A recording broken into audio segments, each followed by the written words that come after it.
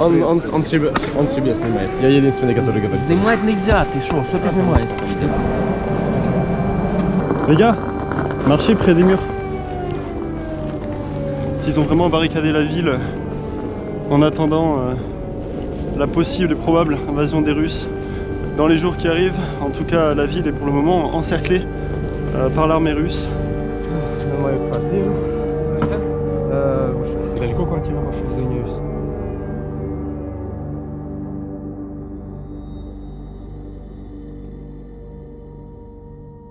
Salut à tous, bon je me trouve à Odessa ici avec Guillaume et Luc que vous avez l'habitude de voir dans les derniers épisodes.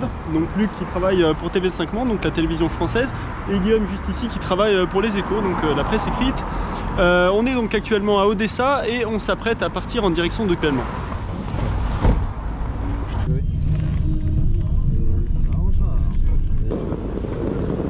En fait, ils veulent que j'enregistre une vidéo d'1 minute.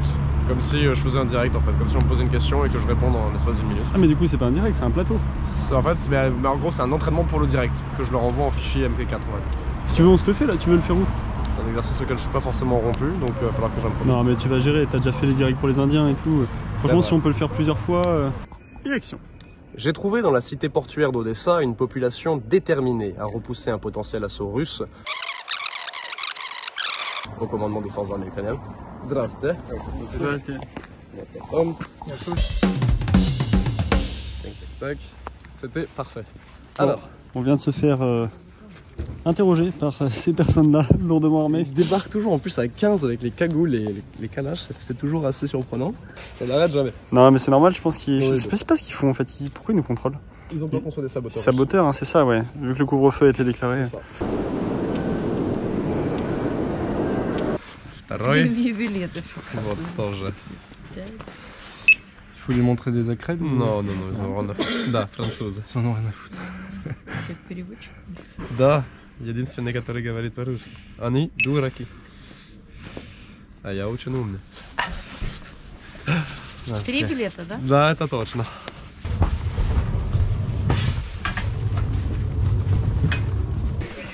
Ouch. Sorry. Si tu veux dire désolé en russe, c'est Извините. Извините. Извините, ouais, c'est ça, faut que je l'apprenne celui-là. Bon, nous voilà dans le train bien au chaud. J'en profite donc pour vous faire un récap de tous nos déplacements. On est donc parti de Bordeaux en France jusqu'à Cracovie en Pologne. De Cracovie, on a rejoint la frontière polonaise où nous avons passé plusieurs jours à photographier et filmer les réfugiés. Ensuite, on a franchi la frontière ukrainienne à bord d'un train qui venait tout juste de ramener des réfugiés vers la Pologne. Le train était super sale, ça sentait l'urine, on peut imaginer les conditions difficiles de voyage de ces personnes qui fuient la guerre.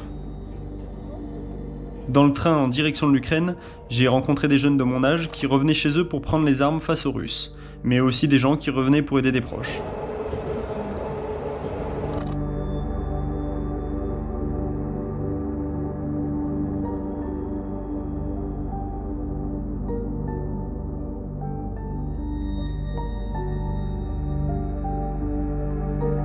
Arrivé en gare d'Elviv, à l'ouest de l'Ukraine, c'était la grosse galère. Des mouvements de foule pas possibles, il y avait des centaines de réfugiés qui tentaient de fuir par la Pologne.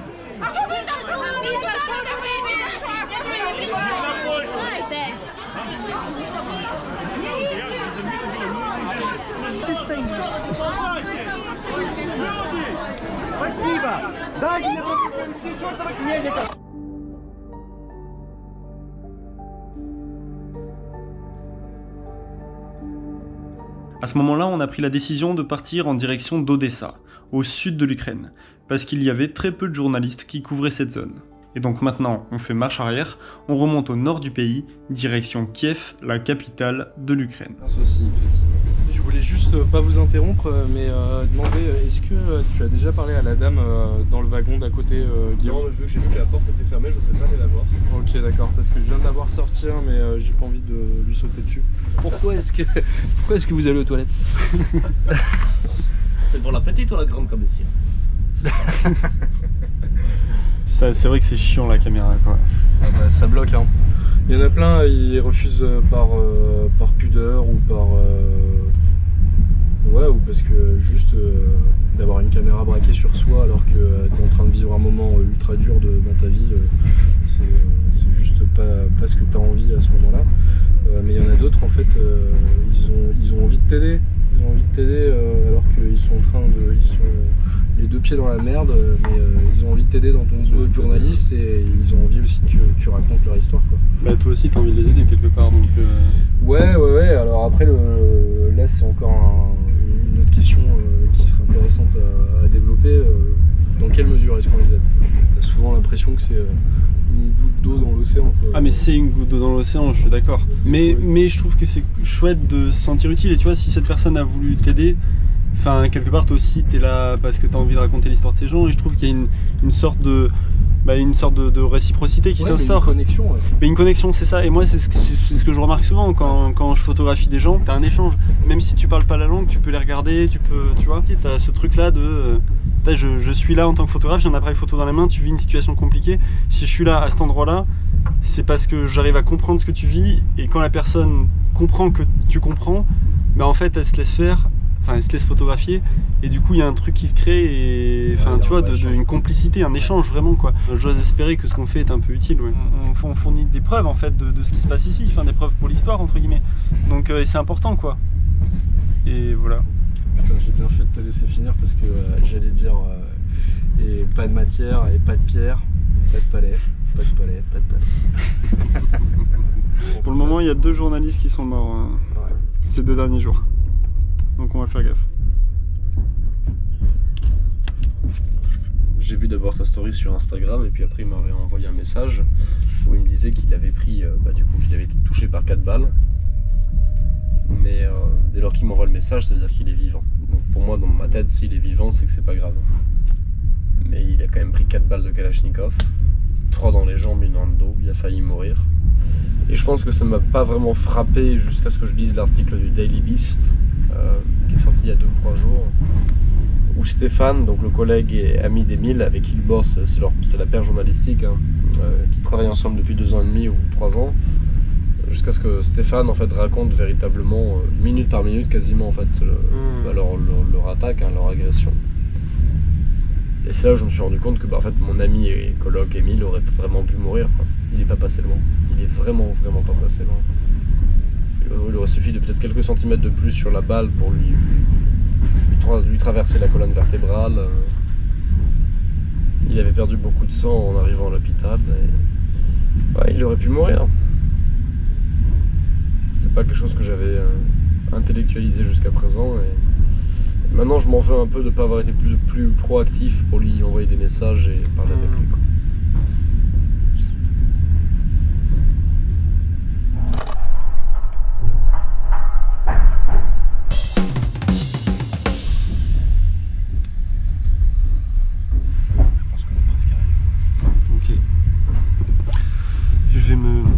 Je vais m'habiller et tout.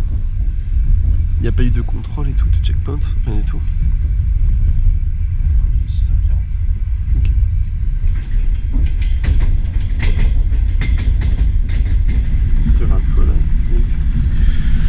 Je regarde la carte pour voir où est-ce que c'était Vinitia, l'arrêt à mi-chemin là, par lequel tout le monde, enfin la plupart des passagers du train sont sortis. Ouais, c'est ce que je regardais là ce matin. Il y a quasiment plus personne là. Ils sont tous descendus plus tôt, quoi. En fait, ils vont pas à Kiev, c'est beaucoup trop dangereux pour des civils. Enfin, ils ont rien à faire là-bas à part aller combattre. La plupart fuient les combats de Mykolaïev. Oh.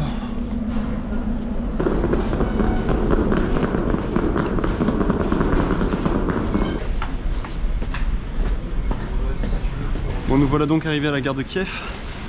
J'étais ici il n'y a pas moins d'1 mois, donc pour la première vidéo sur le Donbass que j'ai faite avec Guillaume juste avant que la Russie envahisse l'Ukraine. Ça fait assez bizarre de retrouver cette gare comme ça, dans ces conditions. Je suis resté pas moins de 12 heures ici à attendre mon train. Si cette gare est vide aujourd'hui, c'est évidemment pas pour rien. C'est parce qu'un couvre-feu a été déclaré sur Kiev aujourd'hui, donc les Ukrainiens n'ont pas le droit de sortir de chez eux, suite au bombardement qu'il y a eu juste hier ici dans le centre de Kiev. Techniquement il y a le couvre-feu, mais vous avez vu le monde qu'il y a dans la gare, on n'aura aucun problème à trouver un taxi. Bon, enfin, c'est pas non plus fou le nombre de gens qu'il y a.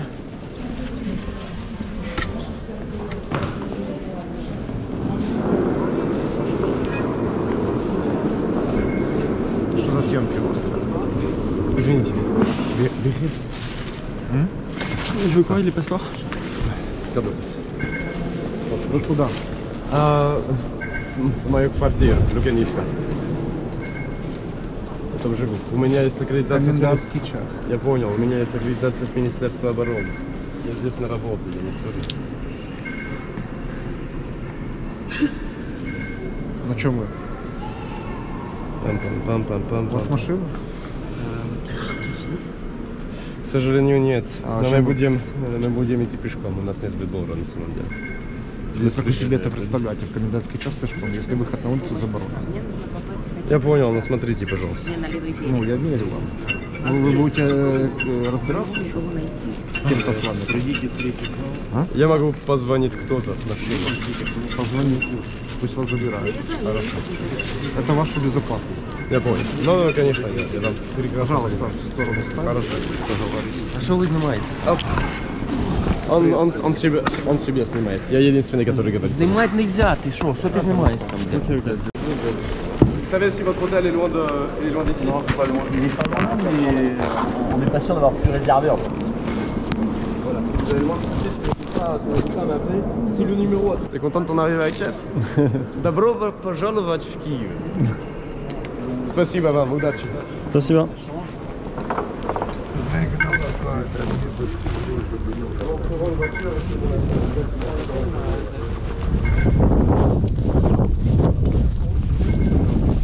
Bon, là on vient d'arriver à la gare de Kiev.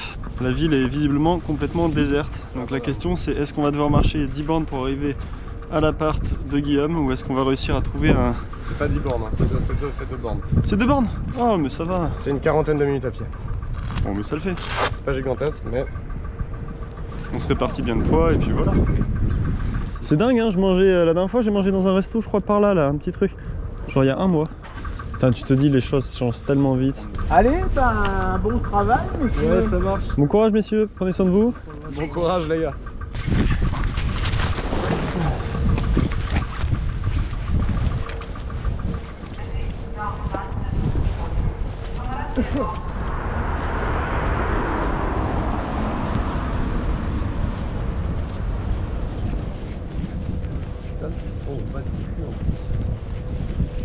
De quoi? Pas des fesses. Qu'est-ce que c'est lourd. On n'est pas près d'arriver. Mais ça nous fait notre petit sport. C'est la petite mise en bouche qui va bien. Tu veux que je t'aille apporter des trucs, Luc?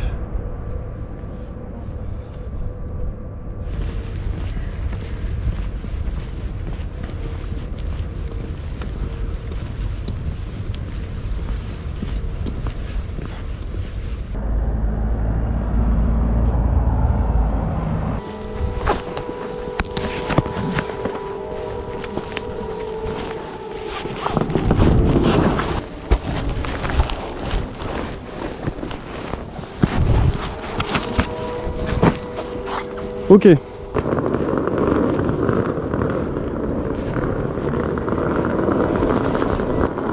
Les gars, marchez près des murs.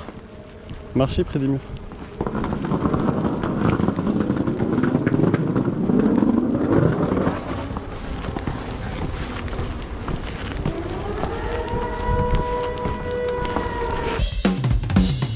Du coup, malheureusement, pas de taxi. Donc on marche jusqu'à l'appartement de Guillaume. Donc ici évidemment tout est calme, les rues sont complètement vides, les gens restent chez eux, donc on reste évidemment vigilant, on longe les murs et on garde nos gilets pare-balles et nos casques que les soldats nous ont obligés à garder évidemment sur nous pour marcher ici dans le centre, on ne sait jamais, en cas de bombardement ou d'attaque imminente des Russes. Bon, évidemment c'est une galère monstre, hein. On a un matos hyper lourd.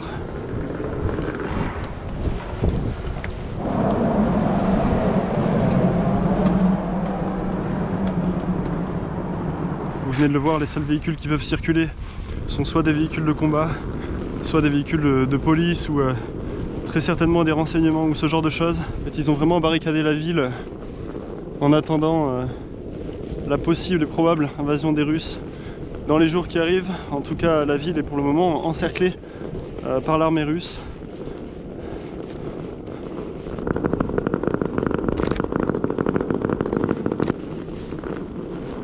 On est à 3 minutes en mode light avec une baguette à la main, quoi.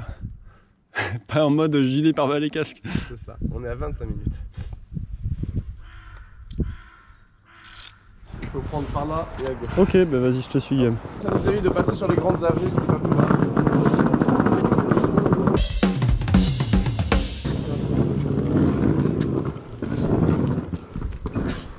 На мою квартиру. Далеко квартира ваша, извиняюсь? 15 минут. Вижу вас пешком. Алексис, yes? Алексей, я... Збройные силы Украины. Ну, вооруженные силы, верно. Да, Ну, это вот такой. Вижу. Я понял. Спасибо, Спасибо тогда. Спасибо. Yes. Вы Так тяжело, блядь. Спасибо. проходите, Удачи вам. Всего доброго. Вам тоже.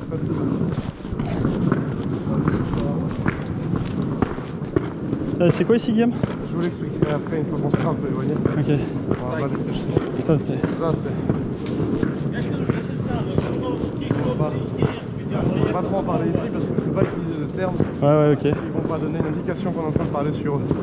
Au vu des logos qui étaient imposés sur les différents véhicules et généralement de la gueule des mecs, je pense que c'est une base d'une milice sous l'étendard de Svoboda.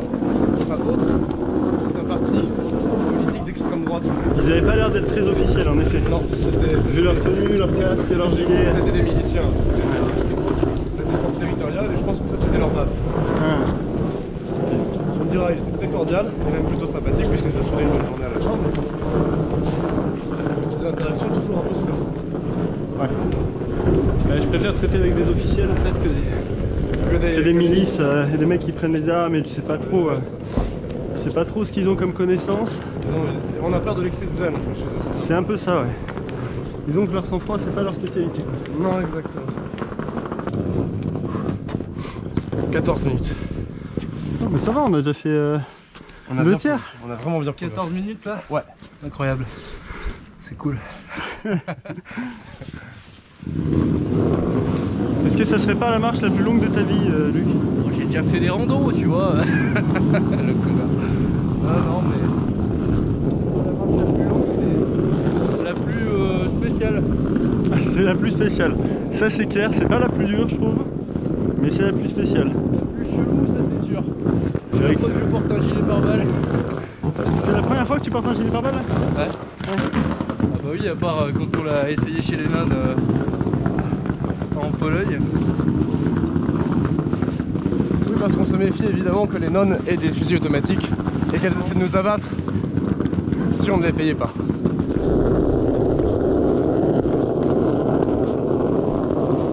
Un tout petit peu plus haut dans cette rue, il y a la station de métro Lukanivska. Il y a une roquette qui s'est abattue juste devant hier, qui a éclaté la façade de la station de métro, qui a défoncé des batteries, enfin des magasins, des étals environnants parce qu'il y a une sorte de marché. Mais Dieu merci, il n'y a pas eu de perte civile. C'est vrai que c'est pas très rassurant, donc heureusement que mon immeuble, déjà mon appart est en rez-de-chaussée. C'est à combien de mètres de chez toi? À peu près 300 mètres, c'est ça? 300-400 mètres je pense. Ouais. Donc on va faire gaffe, et de toute façon il y a un abri anti-aérien. Ouais, il y en a plusieurs. Donc Il y en a plusieurs. on va essayer de les visiter dès qu'on arrive. Ouais. Je demande pas grand chose dans la vie. Juste une petite bière. Allez, on y est presque. Et il se trouve que la vente d'alcool a été interdite ici dès le premier jour de la guerre pour éviter que des civils prennent les armes complètement bourrés, parce que au cas où vous ne le sauriez pas, Zelensky, le président ukrainien, a demandé aux civils qui le souhaitent de prendre les armes pour venir en aide aux militaires ici présents. C'est donc ce qu'on appelle les forces de défense territoriale. Vous pourrez retrouver la vidéo que j'ai faite à ce sujet sur la chaîne. Donc voilà, c'est toujours mieux d'avoir des personnes qui prennent les armes et qui ne soient pas alcoolisées. Donc en fait, il y a tout un commerce illégal d'alcool qui s'est mis en place. Peut-être qu'on fera un sujet là-dessus, Guillaume, non? Ouais. Ça pourrait être intéressant de voir comment les gens se procurent de l'alcool en temps de guerre. Parce qu'il y a évidemment des alcooliques et des gens qui veulent boire pour oublier. Здравствуйте. Здравствуйте. Спасибо вам большое. Комендантский час так закрывается. А сегодня Спасибо. целый день комендантский час. Кстати, меня зовут Гийом. Понятно, спасибо.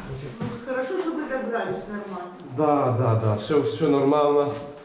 У нас есть на самом деле аккредитация с Министерства обороны, поэтому мы можем. Если вам нужно что-то, приходите, попросите. Если вам нужно что-то, вода, еда, мы можем это решить. Хорошо? Спасибо. Не за что. Спасибо.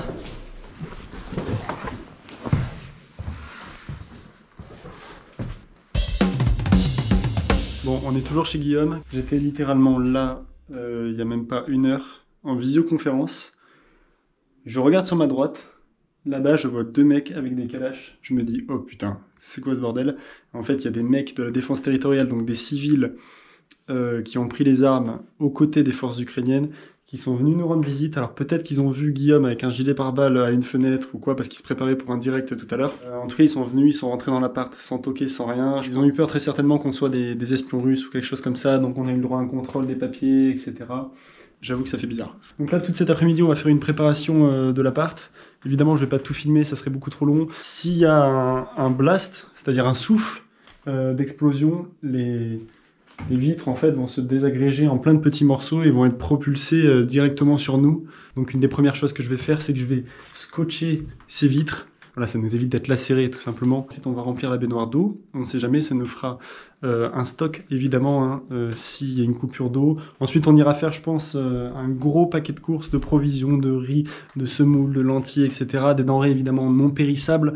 Enfin, en tout cas, voilà, sur lesquelles on peut voir sur un temps assez long. Il y a une alerte et elle n'a pas l'air très très loin d'ici. Donc on prend des chaises, on se met dans le couloir, on ferme les portes. Et... T'entends les sirènes? Il y a une sirène qui a sonné il n'y a pas très loin d'ici. Je viens de recevoir une alerte sur le téléphone.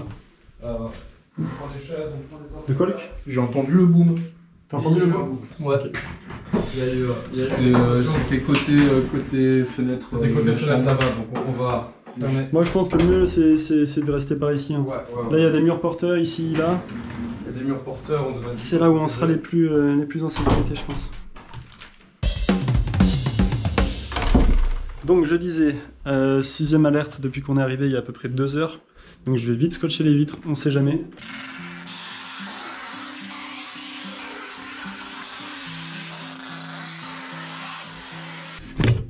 Bon, on a encore beaucoup de boulot ici, hein, évidemment, vous l'avez compris. On a toute la logistique à gérer, à faire de cette pièce 1QG. Il faut que je range toutes mes affaires. J'ai encore ma trousse de toilette, mon appareil photo, etc. Il faut que je charge mes batteries, vide mes cartes. Voilà, le but, c'était vraiment de faire un backstage, comme certains l'ont demandé, un petit peu plus intime dans notre quotidien de reporter, pour que vous puissiez aussi comprendre dans quelles conditions est-ce qu'on travaille ici en Ukraine. Je vous donne rendez-vous la semaine prochaine pour une nouvelle vidéo. Cette fois-ci, donc sur le terrain, ici à Kiev. N'oubliez pas que vous pouvez me soutenir évidemment par Tipeee. Ça m'aide à travailler ici sur le terrain et à m'offrir une certaine sécurité, puisque vous l'avez compris, hein, tout se monnaie, surtout en territoire de guerre, la nourriture, l'eau, l'essence, etc. Si vous souhaitez suivre jour par jour nos péripéties ici en Ukraine, sachez que vous pouvez vous abonner à mon compte Instagram. J'y poste tous les jours du contenu, des stories. C'est mon petit journal de bord numérique. 2 fois par semaine, on est sur Twitch aussi avec Guillaume et Luc. Le lien est dans la description de la vidéo. Là encore, nous on est vraiment ici en Ukraine. Donc c'est du live. Sur ce, je vous laisse avec un diapo de mes photos et je vous dis à très bientôt pour la prochaine vidéo.